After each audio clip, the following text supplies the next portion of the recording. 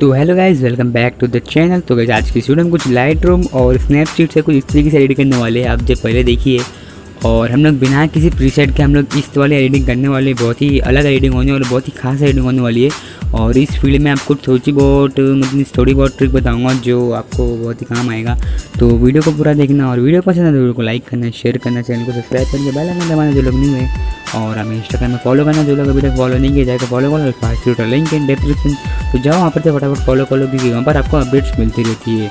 और चलिए चलते हैं वीडियो की तरफ।